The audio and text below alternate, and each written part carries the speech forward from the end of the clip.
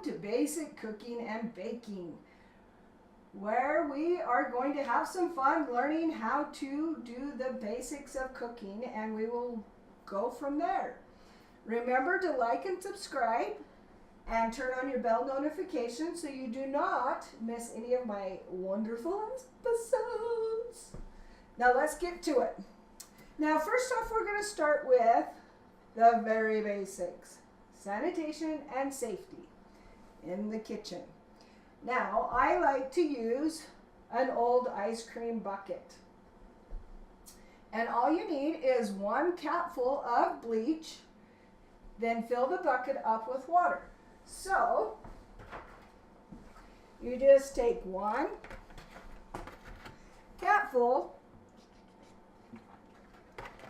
and then fill your bucket up with water.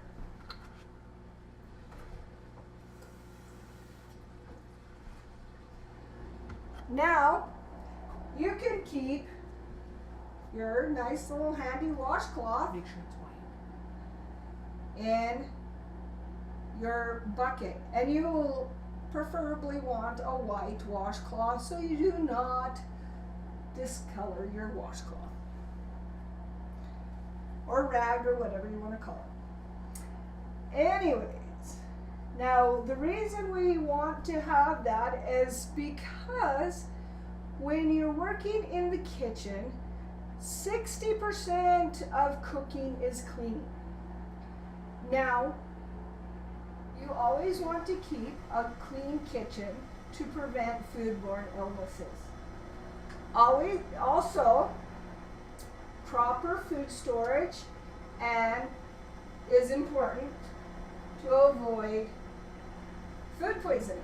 So you want to keep the food out of the danger zone for more than 4 hours, because that is when the bacteria multiplies, is when it is in the danger zone, and it will start to multiply more rapidly the longer it's out. You are safe within that 4 hours, which for most people, you're preparing the food and then you're going to eat it, so you don't have to worry about that. But you need, when you're finished, to properly store it away. We are going to upload a chart that shows you the safety area of where the food is the safest and what temperatures it should be kept in.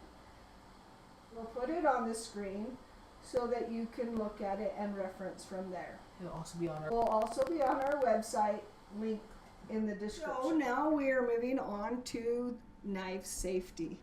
Now it is much better to have a sharp knife than a dull knife.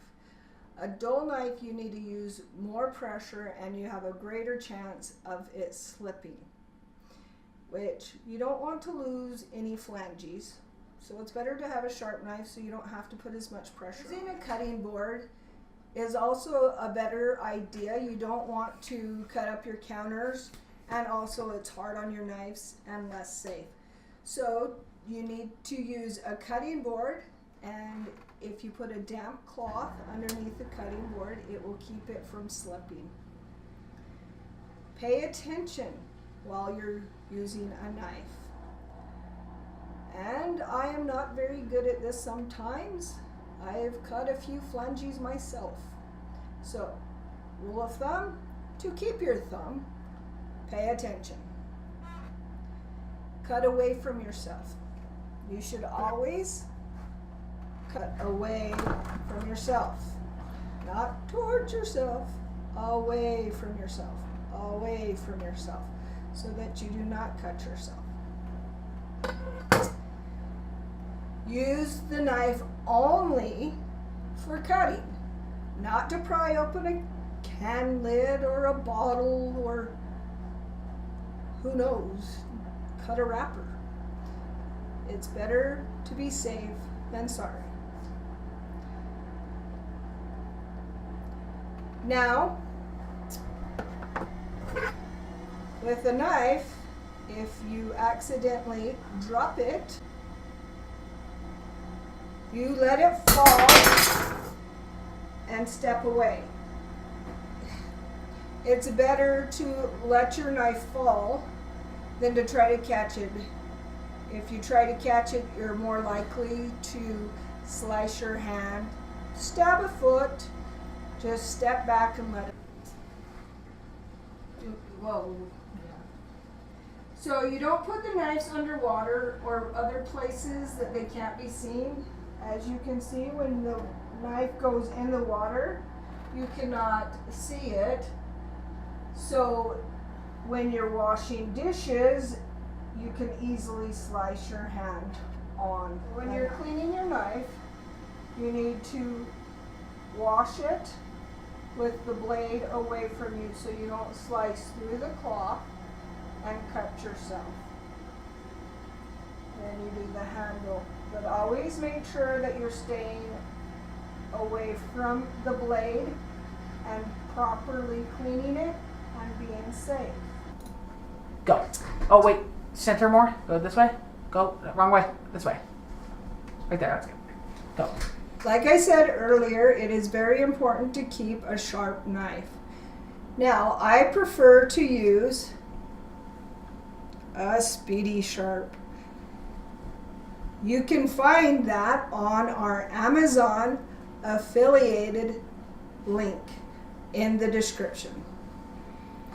Now, you always point the blade away from you, and you push and slide. Push and slide. Push and slide. 3 times. Twist it to the other side. Do it 3 times again on that side. Now it does give off a little bit of metal shavings, so you want to, again, wipe your knife off.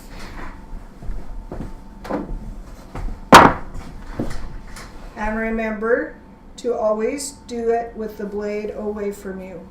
You don't want any accidents in the kitchen. It's also very important to store your knives properly. You need to keep them in a knife block or a rack or somewhere that when you go to get them that you're not going to reach in and slice your hand on the blades.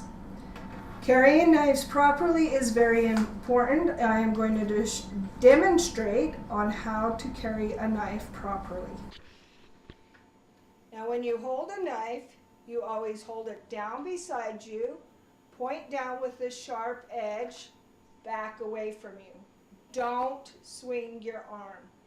If there are other people in the kitchen with you while you're walking with the knife, you need to make them aware that you are going through with a sharp object, knife. A good way of saying that, coming through with a sharp knife, coming through with a knife, whatever, so that they don't turn around and have a serious accident. Now on measurements from imperial to metric, I will upload a chart that goes from both so that if you have a recipe that you like and need to convert it, it will show you. Remember to like and subscribe to my channel. I hope that you were able to learn something. I know this is the boring part of cooking, but it is a very important part of cooking. And I hope to see you back here for our next episode. Comment peaches so that we know who has watched this episode. Thank you and have a lovely day. Bye.